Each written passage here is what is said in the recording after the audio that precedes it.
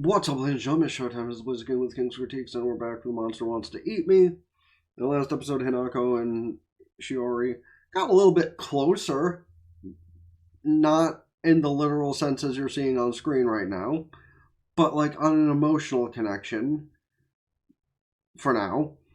But there's also the thing about, did I say the friend's name? And no. Miko. Okay. Miko either sees the yokai or is a part of them attacking Shiori that we're still not sure of, but maybe we'll get a little bit deeper into that thought process in this episode. Let me know your thoughts ahead of time, or at the end of everything that goes down, I'll remind you at that point. But for now, let's watch the bit of a recap and start the episode and see how things are going. And as always, it's highly appreciated regardless on if we're doing the full bits or not nowadays. It's really only a cut-up version for the most part, but it's always appreciated to let things run through to let me get the watch time. Hit the like button, subscribe, and all of that good stuff. If you do want to see the full version, don't forget about the orange guys. That said, let's get started, shall we? Unless for a brief moment, actual people can see yokai. Yeah, literally, she's just recalling back to what she just said, though, so, like... She's walking right through it. She's talking in a calm and calculated sense. So is it just coincidence? Okay. I'm going to say it is not just coincidence, and she is 100% behind this bullshit. Yeah, okay, now she knows, and is calling her out. So how's, Hinako gonna react to this? Is it really just gonna be like one of those things where they both care a lot about her for their own reasons, and she's just like, oh good, I need to keep them apart? Okay, rude for the record. That would make sense why they've stayed together for the past 10 years, even, best friend thing aside, to why she's like always been there for her. And very interesting that this is how it's going down the whole time with Miko. Okay, so she's not a medium for the yokai. Those have been a coincidence. But she is something strong enough to have protected Hinako the whole time. So are we about to see that she is another yokai of some kind as well? Or is she just like a shrine maiden or something? Motherfucker! Miko means shrine maiden. Okay, you know what? I'm gonna take the L on that one. I am gonna take the L on that one. And the brawl was about to begin right when Hinako comes back. So she was just about to pop off her monster form and turn around like, hey, we were just having a chat. Saving face. Okay, potential thumbnail for this episode. Because that, yeah, vibes. Yeah, knowing how close Hinako and Miko are in the first place is going to keep her to just let them do their own thing. And now knowing that Miko is what her name implies, or at least that's what I'm going to go with for now, whole other story. Apparently I'm still paused. Well, while I'm still paused, I guess I'll also bring up, wonder how many episodes it's going to take for Hinako to figure that out and kind of like get everyone to have some kind of truce for now. Like if Miko wants to protect her when the time comes for Shiori to eat her, sure. But for now, chill. No, you showed up right before that happened. No, she was actually asking about something completely unrelated. Well, kinda. Wonder what Shiori was doing in there. Oh, did she snoop in to grab Miko's file? That is exactly what she was doing. Right, and how would you have actually had the time to do that with two teachers in there? I feel like that would have been way more complicated for that reason, too. Oh, did she just find out some very, interesting things about Miko? Yes, what do we have? Would you mind sharing with us? Or is that a later thing? Or, and here's another thing. What if the truck running into her family's car was because, not Shiori or somebody in that realm, but the other area? Because Shiori is water based, so while she is on land now for a reason, she herself, I think, has said that she hasn't come to shore for any reason other than to feed before.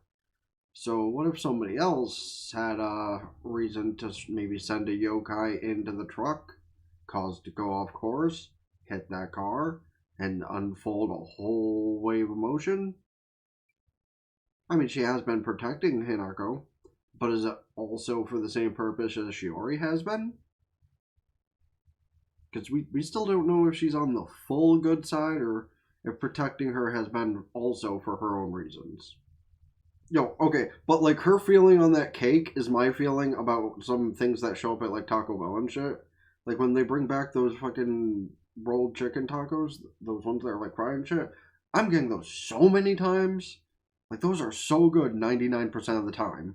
Sometimes it's just like the chicken's not done well enough and it's just but understandable. I don't even eat them half the time I get them, but I always feel compelled to buy them because like what if I want to eat them?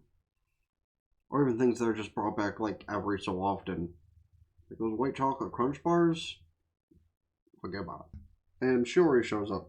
So is she about to like break everything to Hinako and they'll figure something else after, or figure something out afterward, or popping up right from the water? That is quite the demanding way of putting that. Does that mean she is actually in bigger danger with Miko? Oh, interesting. By the way she's starting to phrase this, was I right? Another flashback, but this time, perhaps pertaining to Miko's actual identity? Well, that is a fair question. Like, is this one the one who was actually her friend before the accident? Or is that just like a plant? That's always the kind of main question that comes up in situations like this, too.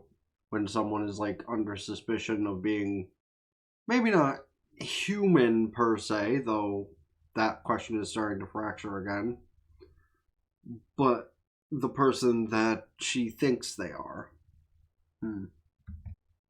I love how it chose the word fracture and then this happened. It's like they knew. And the way her hand is reaching up here, maybe that means it was something to do with like brainwashing or a plant. Not in the literal case, but maybe. I love how Shiori's just bring up all these questions about Miko's identity as if Hinako can prove any of it, and she's realizing more and more she can't. Because you'd think you'd know about like some information about her best friend other than just her cell phone number, to which that can be like picked up very easily. She's your what? Are you gonna say your friend? That's what she wanted you to think this whole time. Also, that line of question leads you to believe that some shit about to happen. Oh, wait, no, yeah, her having some kind of hypnosis or like ability to plant thoughts in people's heads would make sense, actually. Because how else would she be able to get into the school by the way Shiori's going over it? You know, we need all this legal documentation. It's kind of like annoying as all hell. But if whatever Miko can do is able to just like plant thoughts into people's heads, it'll make them think she's been there the entire fucking time. Yo. That I like that train of thought with where this is going. So basically what I said, to more of a specific degree using spoken word and written phrases, but my point remains, she made up documentation and it took one thing instead of many to do that correctly for her. Well, cat's out of the bag. So it seems like fight time? And Miko has dropped the facade. Yeah, we're gonna need to get to safety. Things are about to go down. Or was that explosion pretty much literally just the smoke screen for her to be able to get away? Well, she hadn't gotten away, but she has transformed. Yeah, this time she's like, I'm going to have to go all out, and being near me would not be good. Okay, but even in monster form, Miko kind of cute. Just saying. Okay, that came off wrong. I don't mean in that sense. I mean like actual animal sense. Kind of cute. Listen, unless we can pull off some shonen bullshit here and beat the shit out of her and have her revert to human and just play happy-go-lucky with everyone for the time being, that ain't your friend no more. I didn't know we got after show comic bits in this. Alright. Yeah, learning to make an omelet roll, not Hinako's thing. Yeah, she gotta go back and get her Charizard. Okay, cooking rice balls and meatballs, I kind of understand. But how do you fuck up hot dogs that bad? Like, good lord. Like, I'm not the best at cooking hot dogs. Oh, fuck, I gotta throw some of those. But to that degree, you know, it's crazy to think in retrospect that after this kind of thing that she turned out to be a monster. Maybe that means she can be rationalized with, when she gets beaten down a little bit. Taken down a peg or two. Kind of like what happened with, I don't know, Vegeta. He got knocked down like 7 pegs and eventually went, alright, I'm a good guy. Don't hurt me anymore. I'm with these guys. Sorry, I just had to pause for a minute because, like, you know me. If you watch my stuff, you know how I am, and like, I just had to take a moment because the only time we're gonna see this kind of thing. Oh, we get a different outro video, or is it just different outro in general? I'll let go. Is the outro just a Miko montage? Does she actually get got at the end of the fight? Well, that was a cute Miko montage.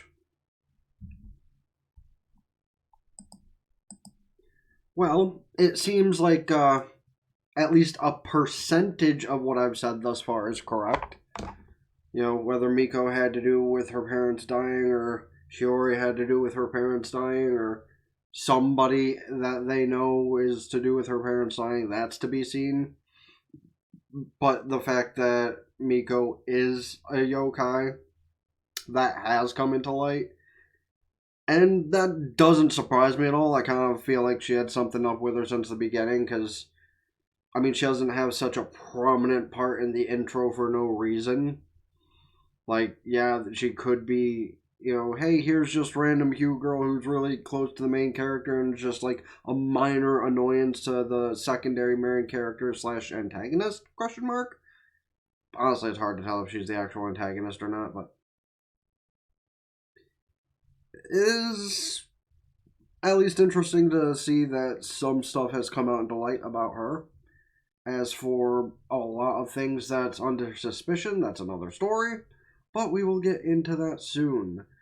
For now, however, let me know your opinions on what we haven't been revealed so far. Is something of a greater force the reason behind what happened with Hinako's parents? Or was that all just really a coincidence that now all the yokai stuff is coming into her life? I'm not sure which way to believe at this point, because honestly, in shows like this, it really does dig deeper down that there was a bigger reason for why what happened in the main character's life happened. Maybe it's not, that deep. Maybe it really is just a coincidence. But that, I suppose, we shall see. You let me know your thoughts, as I said, in the comment section down below, as well as, of course, about any other shows, movies, etc. I should check out this next season or in general. I think I forgot to do that in the last episode or two. Hit the like button, subscribe to the gaming channel in the description, ring both bells like Facebook, follow Twitter, and Blue Sky, keep updated with things, TikTok, Patreon, get the full on ad visuals and audio of the stuff I upload here eventually. Hopefully in a couple of days I can start binge uploading all the stuff I have on Patreon at the point of I'm recording this. Go follow on Twitch, subscribe for benefits, can do so Twitch Prime for free, helps me out immensely for the temporary, for the long term, well, right here it does. And I have a green account, follow it. Maybe I'll use it someday. Always good to have followers ahead of time for if I decide to. That all said, it's been the Blizzard King with King's Critiques. Ta-ta for now. Peace.